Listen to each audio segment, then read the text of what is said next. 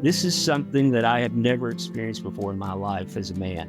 It is a ministry experience that I've never experienced before. And the men at our church haven't either. But that's something we want to change. If we want to peel the onion back, if we want to get men to get the masks off and become real with each other, we need to get men to go to the Crucible Project. Welcome to the Crucible Project Podcast. The Crucible Project is a nonprofit organization committed to creating a world of men and women who live with integrity, grace, and courage, helping them to fulfill their God-given purpose. This podcast will discuss important and sometimes difficult topics while delivering practical life applications with men and women who are currently practicing this work. We are igniting Christ-like change in men and women through experiences of radical honesty and grace. Well, hello, everyone. My name is Andy Spell, and I am with the Crucible Project Podcast. And today, I'm excited to have Roger Lutrell with us. Roger, welcome. Thank you for having me, Andy. Thank you. Tell us about yourself, family, where you're working, just a little bit about where you are right now. Yeah, I'm in Lynchburg, Virginia. I work at Thomas Road Baptist Church. I'm the men's and married life pastor there. And I just changed from corporate America to full-time ministry last August. So full-time ministry is something new for me. But my wife and I have been married for 31 years. We have 4 adult children, 3 of which are married, and we're cheering them on for grandkids. I can tell you that. So we're looking forward to that. My wife works at Liberty University. I work at Thomas Road, which they're connected, basically. And we do married life ministry together. And I'm in charge of the men's life ministry there. Man, thank you so much. It's going to be fun having a conversation with you. I can tell already. And we've just met. So podcast world, we're meeting each other as we go. So this is about as real as it's going to get of walking through stories. So Roger, what brought you to the Crucible Project? So I attribute it to my oldest son, Evan. He's in the Air Force, and his church, they have a lot of men that have gone to the Crucible Project, and the pastor there at Mosaic, Jonathan Moynihan, said, hey, if you're a man and you want to dig deep, you need to go to the Crucible Project. So my son went, and he came back last summer and said, Dad, you got to go to the Crucible Project. And I said, sure, tell me about it. He goes, I can't. I'm like, what do you mean you can't? I'm your father. And he's like, no, Dad, I can't. And I was like, okay, but I'm still your father. You need to tell me. He's like, no, I really, really can't. So I kind of blew it off a little bit. And then in August, started full-time ministry. I don't have a Bible degree or anything like that. I have a lot of experiences. I was a golf pro full-time for 20 years. And I got into medical sales, working in an operating room as a spine rep. But I don't have a Bible degree. So when I started at the church, they have a lot of people running around with PhDs, masters, and it's kind of intimidating, to be honest with you. So I had all this negative chatter in my head. You're not good enough. What do you think you're doing in ministry? You can't possibly think you're going to be any good. Just a lot of junk in the head. So I started praying about it, asked my son about it again. And he said, Dad, seriously, trust me, you got to go. So I went to church leadership and said, hey, there's this men's retreat called the Crucible Project. Have you ever heard of it? And they said, no, tell us about it. I said, well, I can't. And they, okay, but you want to go? I'm like, trust me. Yes, I do want to go. And they're like, all right, well, sounds good. Go. So I signed up, a little nervous, drove up by myself and had no idea what to expect. All I know is that there was something in my life that I wanted to change and I was willing to work hard at it. And I trusted my son who said, Dad, trust me, I really want you to go. And part of that was wanting a deeper connection with my oldest son as well. And my wife said, I bet if you go to this, that your relationship with Evan will grow immensely. And now that I've gone, she was exactly right. It has done something for my oldest son and I that I could have never imagined. It's really special. So if you're a son and you want your dad to go, don't give up. And if you're a father who has a son that you want to go, don't give up. Get him to go because it definitely creates a bond that's just something I could never imagine. Man, I love that. That's so good. So when you went on the weekend, I know you were asked this question. So what did you want? Well, a couple of things. When I first got there, I said, well, I want to have confirmation I'm where I need to be and I want more discipline in my life, and I don't want to get rid of this negative chatter that's constantly telling me I'm no good and I don't belong. So that was my goal going, and I had no idea how a weekend could do that, but it did. And I'm in charge of our men's Bible study that meets on Tuesday evening. We have 300 guys that show up, and I've been telling them, guys, this is something that I have never experienced before in my life as a man. It is a ministry experience that I've never experienced before, and the men at our church haven't either.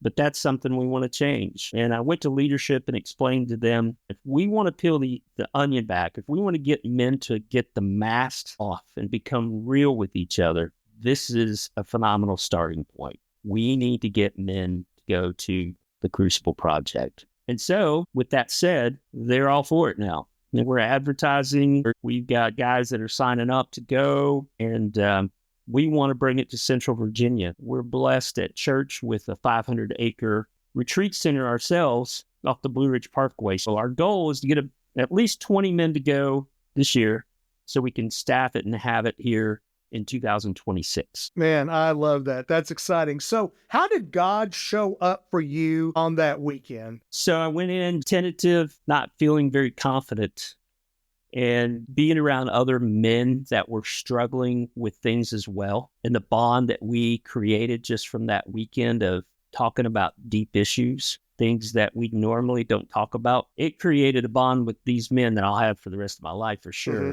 But he showed up in a major way where, for me, using anger in a positive way to get to the core of why I felt that I was a mistake, or that I wasn't loved, or that I wasn't called to this ministry was huge for me. When I left there, the elders that were there gave me the confirmation that, honestly, I didn't even realize I needed it that way. But the confirmation they gave me at the end of the weekend told me I was in the right place in the right time for God's purpose. And they really empowered me and challenged me to go do the ministry that God has called me to do. And it was a confidence that I've never had before.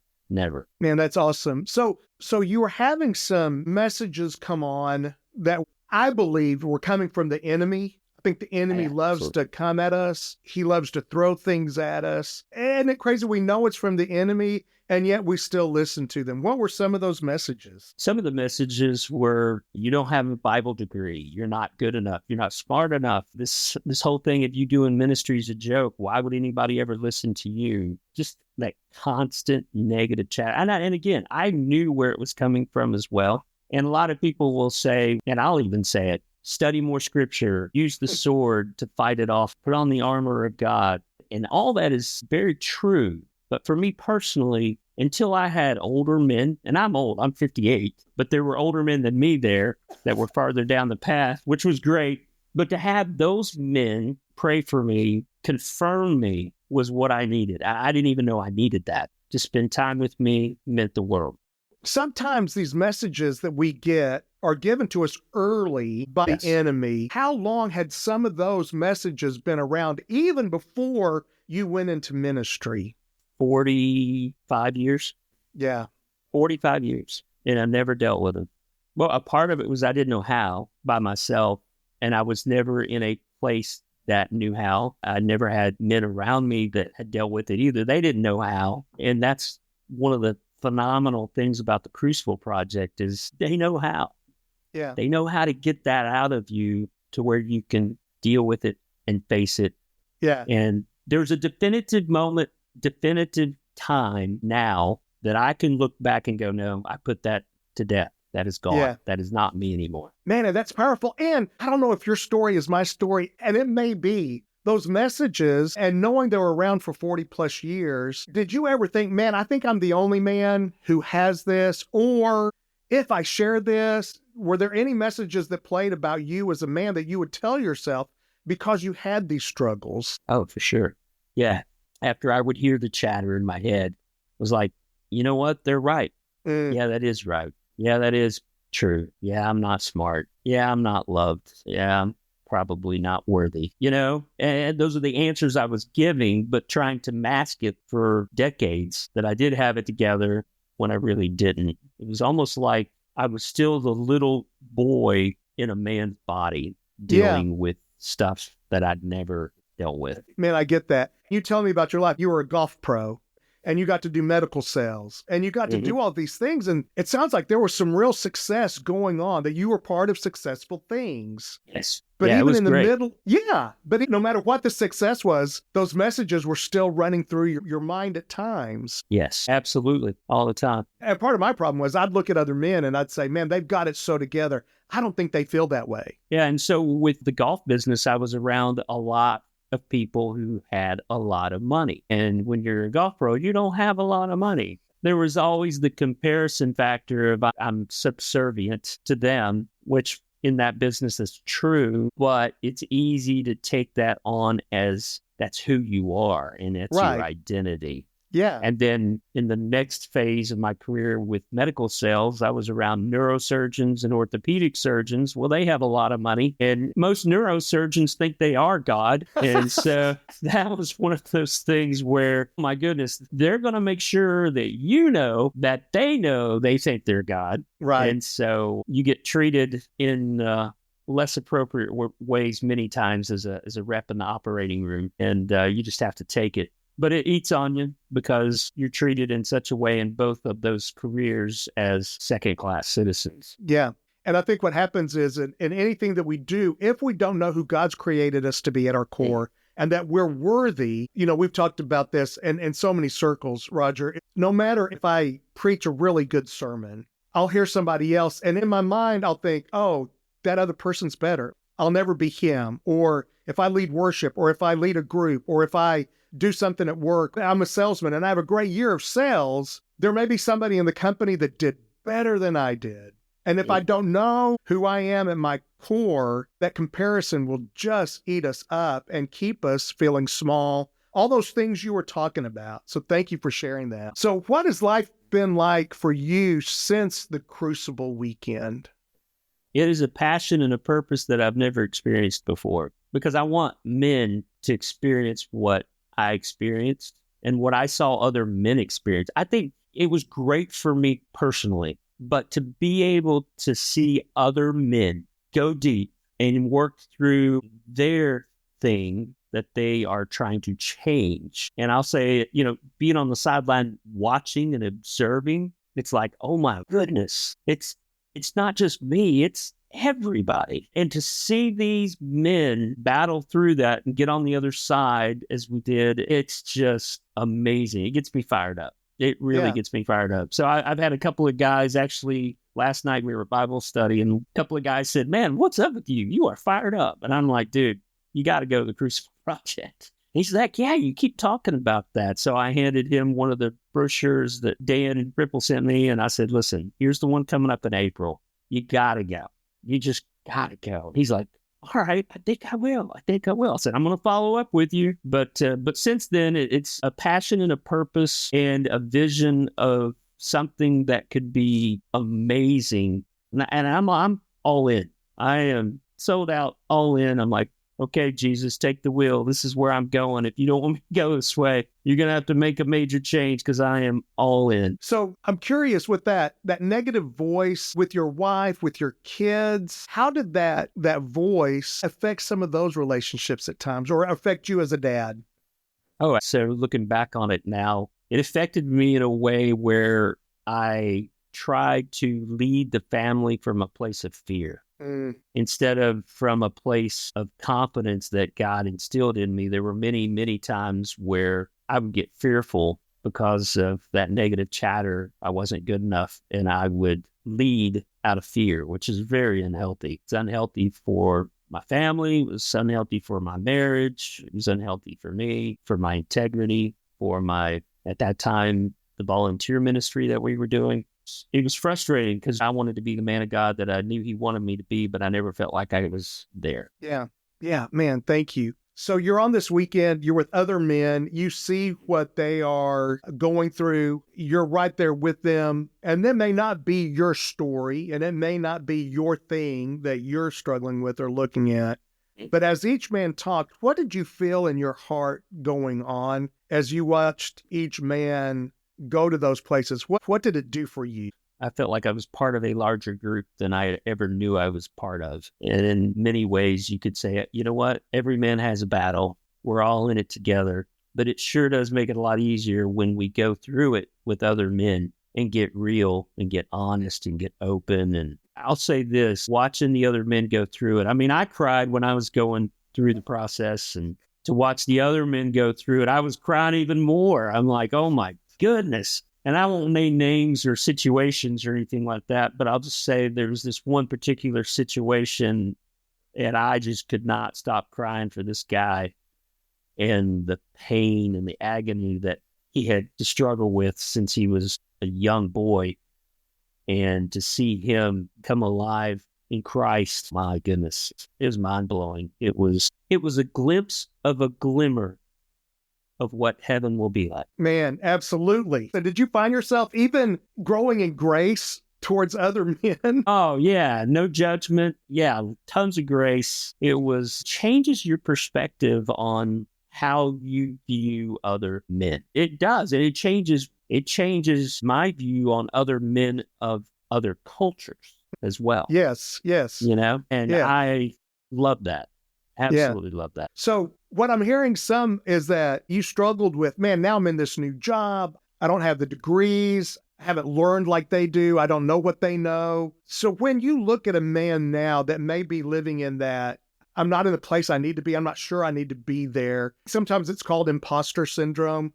How would you help them get past that and tell them what they need to hear, whether they go on a weekend or not? Well, I would tell them to start with writing down what you're thankful for. That's where I would start. And then I would look at all the things that you're thankful for, because two things. The brain is not designed where you can have thankfulness and anxiety at the same time. It's just not made that way. It doesn't work that way. Neuroscience doesn't work that way. So start by writing down everything you're thankful for and focus on that. And then put beside it, like, God loves me, beside what you're thankful for. And just pick out some scriptures that go with all these different things that He has blessed you with. Even in the midst of struggles, even in the midst of hard times, there's always something to be thankful for, and you can always put God with that. And I think if us men will start looking at all the blessings that God gives us, even in the midst of tough times, if we'll focus on the good and not the bad, we can actually get a better mind frame of the grace that God has shown us. But too many times we focus on all the bad. Right. And so the crazy thing is, Thomas Road would not have invited you to be a pastor if they didn't see your gifts. You wouldn't have been asked to be a sales rep if that doctor hadn't seen your gifts. Why is it sometimes that other people can look at us and see our gifts before we can see them? Because I think so many times in the imposter syndrome, I'm afraid, man, they're seeing this, but they don't know me. Why do we beat ourselves up and not believe what other people see? I think we don't give ourselves grace. If I messed up, I wouldn't forgive myself. And I'll blame myself for things that I shouldn't even blame myself for. And the other thing is, like, feelings are neither right nor wrong. They're just feelings, But yet we put them in right and wrong categories. Right. Yeah, I shouldn't be feeling this way, or I shouldn't have done that, or that was my fault. Yeah, I think that's my story. There are so many things that I said, that's my fault. That's my fault. And I look back and it wasn't, and letting myself up off the mat. Even if something was my fault, if I asked for forgiveness, to go ahead and accept that forgiveness and move on. And yet I want to still stay shackled to the thing I asked for forgiveness for. And I've gotten forgiveness from others for. So, man, that's good. Right. Thank you. Oh, yeah. And, with being married, we've been married 31 years. How long have you been married? I got to get this right. 35 years. Yes. Good job. But there are a lot of opportunities in those decades to learn how to forgive. Yes. But I think for men, at least my experience, is we have to learn how to forgive ourselves too. Yeah. And I think somehow I took on this message that I had to be a perfect husband, perfect dad, perfect worker. And perfection robbed me of a lot of joy. I would agree with that. Man, so if there's a man or woman, because we have women's weekends as well. So if there's a man or woman out there listening to this podcast right now, what encouragement would you give them about attending a weekend? I would imagine Jesus asking you these questions. Is there something you want to change? Everybody has something you want to change. Are you willing to work hard at it? And do you trust me? And what would you say to the person out there, because this was me for so long, that says, you know what? I think I can do this on my own. I think I can figure this out on my own. I'm going to pray more. I'm going to read more. I'm going to listen to more podcasts on psychology. I think I can lick this on my own. I think I can do this on my own. I can figure this out. Yeah, there's no way. Can't be done alone. In Genesis, it talks about Adam was alone and God saw that it wasn't good for man to be alone. So he made a helpmate. And throughout Scripture, it talks about how we should never go it alone. The disciples, they couldn't have done what they did alone. If you look at Peter, when he was preaching in the book of Acts, thousands of people came. He was the one preaching, but he had his people with him to encourage him, to push him, to love on him. He couldn't have done that alone. No way. Absolutely no way. And what would you say to the man who's listening to this, who says, yeah, but I've been hurt and I've decided, I'm just going to be the lone wolf? I would say, don't let a hurt rob you of the blessings that you will receive by bringing other people around you. The joys don't double or triple or quadruple. They're tenfold when you have people around you to share it with. But if you go it alone, it's kind of like, have you ever seen the National Geographic when they're showing the wilderness and the wild animals, and then you have like the lions, and they're out there prowling around trying to find one of the wild animals to eat. Well, the one that gets eat is the one that's alone away from the group. Absolutely. So because he has no one to depend on. And it's the same thing. Scripture say, enemies like a lion looking around to see who he can devour. Man, I love it. Roger, anything else you would want to say to our listeners before we say goodbye today? I definitely want to emphasize that sometimes in men's ministry or relationships, it's awkward, it's weird, and it's like uncomfortable, but push through that. Yeah. Don't give up. Let's say you have an experience where it's really different and you're like, man, I just don't want to go back for that. No, push through that awkwardness. Push through, I want to do it alone. And get to the other side. And if you'll stick to it, building relationships with other men, it'll be a bond that is like no other. Man, I agree. I love this work. I've been doing it since 2010. It saved my life on a couple of levels, and I'm thankful for it. Hey, Roger, thank you for today. Thank you for this conversation. God bless you, man. Thank you, Andy. You too. Take care. All right. For more information about our weekends, please go to thecrucibleproject.org. Or if you're ready to get started on your transformational journey right now, you can connect with one of our Crucible certified coaches for a free 30-minute session at thecrucibleproject.org/coaching. That's thecrucibleproject.org/coaching. If you like what you heard, connect with us on Facebook, Instagram, and Twitter. Rate and review wherever you are listening, and don't forget to subscribe on your preferred podcast platform. Thank you for listening.